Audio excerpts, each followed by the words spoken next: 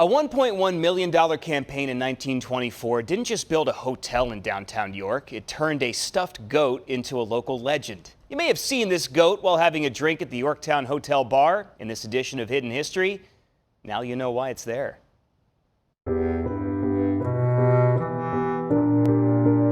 I led her to a glass case downstairs. Inside was a perfectly preserved small goat.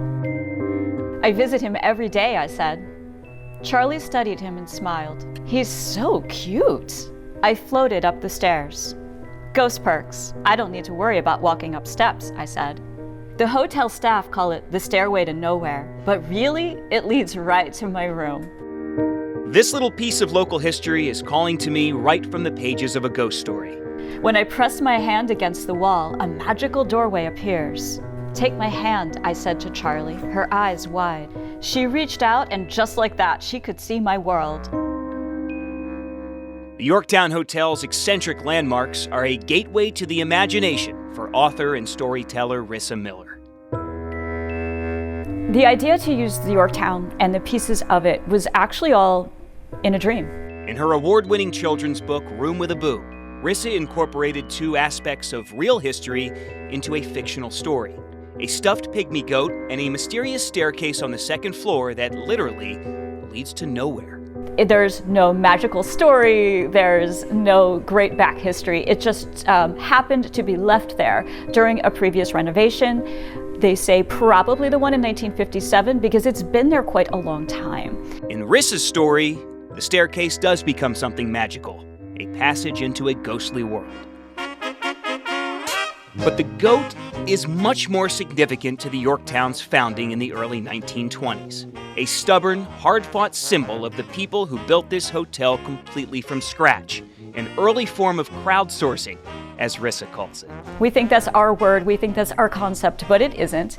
The Yorktowne was crowdsourced during a time when York City in general was kind of getting a glow up. The whole downtown was evolving back then, but a glamorous hotel wasn't in the budget. In an effort to open the Yorktowne debt-free, nearly 1,200 local investors funded the project.